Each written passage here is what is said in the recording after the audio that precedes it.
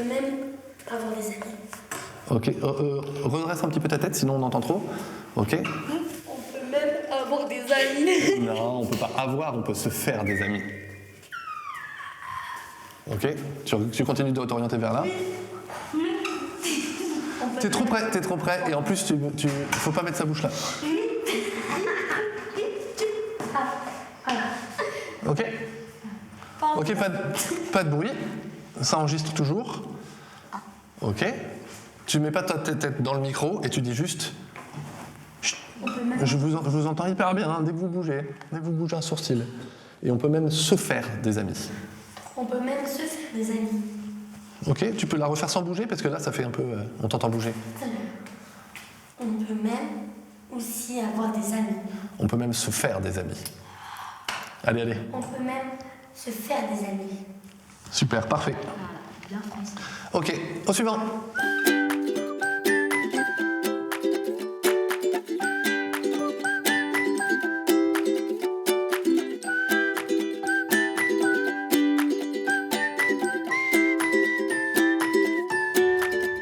Voici pour chacun d'entre vous une invitation pour le spectacle Sage comme neige qui aura lieu les 3 et 4 mars, comme vous le savez déjà. Sur ces invitations, il y a écrit « Bravo, voici une invitation co-auteur, co-autrice ». Parce que c'est votre rôle dans cette aventure. On a tous écrit cette histoire ensemble. On est dans un DITEP, donc c'est un endroit qui accueille des enfants qui ont des troubles du comportement. Voilà, c'est des enfants qu'on va accompagner dans le quotidien, dans leur scolarité, dans leur développement personnel, dans l'accompagnement de leurs troubles, de leur santé même générale. Ici, on est vraiment, on est ce qu'on appelle en résidence. En général, les résidences d'artistes, surtout quand on fait du théâtre, c'est dans des lieux de spectacle.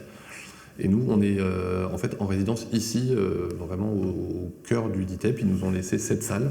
Donc on est pendant 6 mois, on est ici chez nous. Du coup, on aurait peut-être besoin de décors avec peut-être des animaux ou juste de la nature, mais en même temps avec des éléments qui rappellent la mer.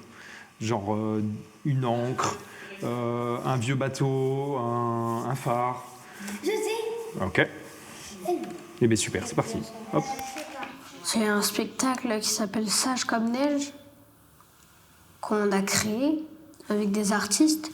Il y a un dessinateur et un musicien, on fait des dessins, et ces dessins-là servent à inspirer les 2 artistes pour après faire un spectacle. C'est un ciné-papier. En fait, il y a une petite fille, Cyrielle, s'appelle Cyrielle, et elle est abandonnée par ses parents.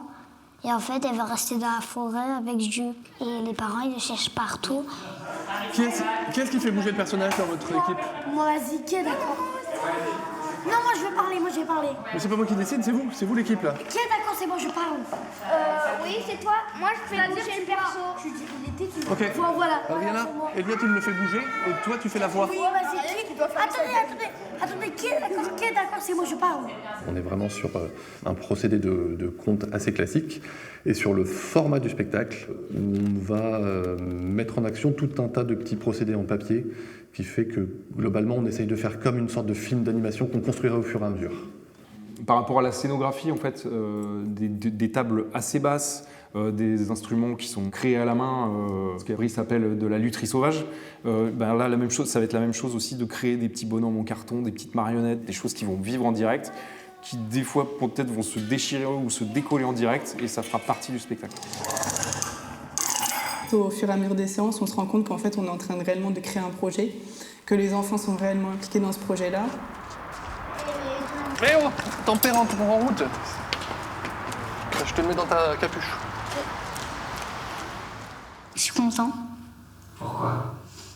Parce que c'est la première fois que je fais ça déjà. J'aime bien dessiner, j'aime bien aider à fabriquer la table là où il y aura tous les instruments qu'il y aura besoin. L'idée, c'est qu'on va reconstituer l'intégralité du xylophone qui est là-bas, on va le refaire ici. Ça fait ça. Ok? Ça sert pas à grand-chose en fait, une lame en bois toute seule. Ça résonne pas. Et une fois qu'on débouche le tuyau et qu'il est installé, ça fait ça. Après, on va prendre mi, fa, sol, tu peux les prendre. Vas-y, le mi, il va ici. Attends, il est où le mi? Franchement, ça sonne pas mal quand même. Ah, bah là, ça marche bien.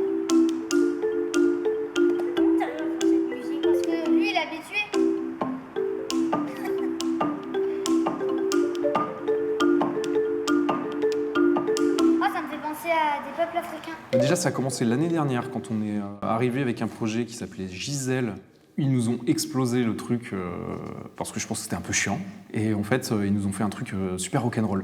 Ce qui était pas prévu, mais vraiment vital pour nous et ultra rafraîchissant. Ce qui nous a donné un spectacle de sortie de résidence l'année dernière qui était un peu foutraque, mais assez génial à faire. Et ça a donné cette envie de dire, mais en fait, c'est vrai, on oublie un peu notre enfance, en fait, et on devient hyper technique, hyper carré, et donc un peu chiant. Et après, ils grimpent sur le cerf et ils grimpent tout en haut. Et après, ils ont une super belle vue de la forêt. Et en tout petit, plus loin, on voit quelques petites maisons. C'est intéressant, ça.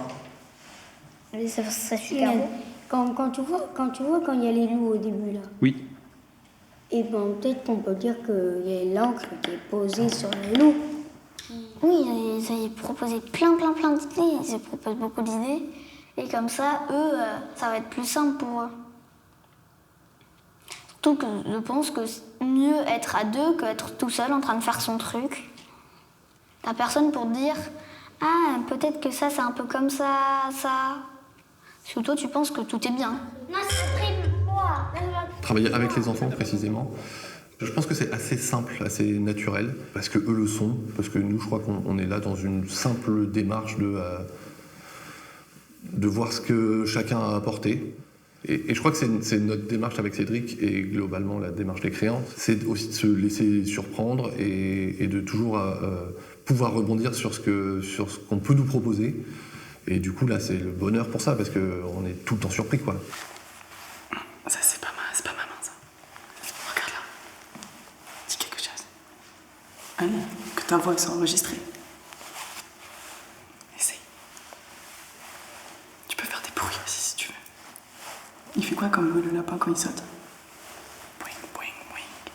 Léana, c'est une petite qui, quand elle est arrivée, elle était très mutique. Et dès qu'on lui parle, en fait, elle passe par son éduxpé, quoi. Et en fait, ses dessins sont super touchants, parce qu'en fait, c'est des dessins d'enfants, et en même temps, c'est très vivant, c'est plein de pêche. Cédric, il a fait ça, regarde. Oh là là, tous les dessins de Léana. Au début des ateliers, elle n'avait pas encore compris, je pense qu'il fallait qu'elle laisse ses dessins. Elle aimait bien ramener ses dessins. Donc c'était drôle, parce que Cédric qui me disait, moi j'en ai besoin de ces dessins-là en fait. Et puis au fur et à mesure, elle a compris qu'en fait on se servait de ces dessins, que ces dessins avaient une valeur pour le coup dans ce ciné-papier. Donc elle a réussi à laisser ses dessins, parce que je trouvais ça super cool. C'est son travail finalement que j'ai réinterprété, mais j'ai vraiment pas trop inventé dessus, quoi. J'ai repris des codes qu'elle a déjà fait, puisqu'elle en a fait plein. Et je remélange, mais c'est vraiment son dessin à elle et ses formes. Dans le spectacle, c'est la seule partie qui sera en couleur en fait dans le spectacle. Le reste sera du noir et blanc, du gris, des ombres et lumières. Elle voit ses dessins à la télé, comme elle dit. Elle voit ses dessins qui sont reproduits. Je pense que ça leur apporte quand même une certaine confiance et voire de la reconnaissance envers eux-mêmes. En fait, je pense qu'ils sont contents d'eux. Là, tous les dessins qu'ils font, ils sont affichés au mur. Il y a une salle remplie avec leurs dessins partout. Ils ont l'impression de faire quelque chose où on les écoute, où on prend en considération ce qu'ils font.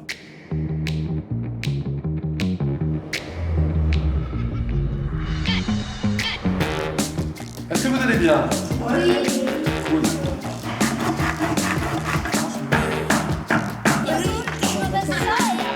Laquelle?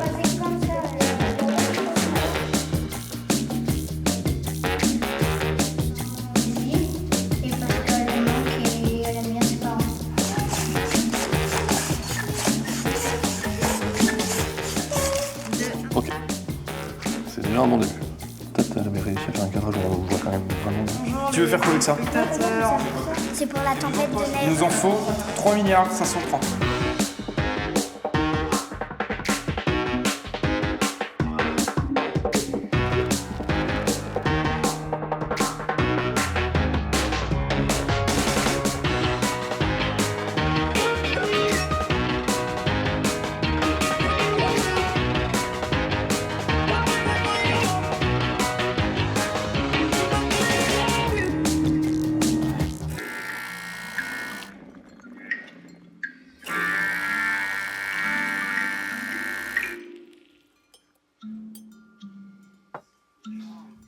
Et de toute façon, je pense qu'une fois qu'on brûlera la maison, Mais la en vraie, fait, c'est vu que notre- c'est la dernière, Voilà, c'est notre dernière, on brûle Ouais. celle-là. je pense que ça règle le problème. Je pense qu'il y a une autre chose aussi, c'est que la phrase du père de Cyrielle avec le jerrycan, elle arrive trop tôt. Ouais. Et qu'il faudrait vraiment que ça soit... parce qu'en plus, Ouais, ça faut qu'on se gâche sépare, le ça. moment de l'ombre de la maison.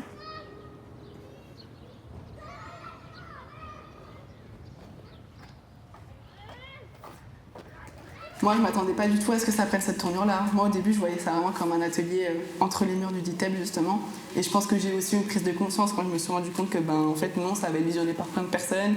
Je pense que même pour nous aussi, moi, c'est la première fois que je participe à un projet comme ça et j'en suis très, très contente. Il était une fois une forêt immense et sombre. Cette forêt était si effrayante que nul n'y entrait de son plein gré. Je retiens qu'en fait, on devrait plus souvent travailler comme ça, en fait, de manière créative. En fait.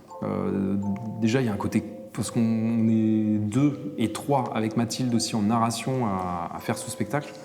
Mais en fait, on est un gros collectif, puisque finalement, les enfants nous ont amené toute la matière et toute cette énergie sensible qui se dégage de tout ça, quoi.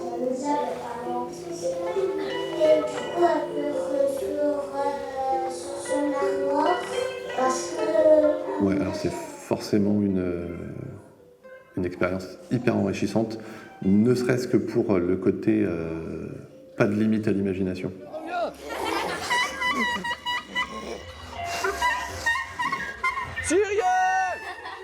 Et on s'aperçoit dans ce genre d'expérience que là où on va, c'est pas du tout là où on avait imaginé à l'origine. Et je crois que c'est mieux que ce que nous, on aurait imaginé juste tous les deux. Parce que c'est plus fou, parce que c'est plus décalé, parce qu'il y a plus de rebondissements qu'on n'aurait pas imaginé.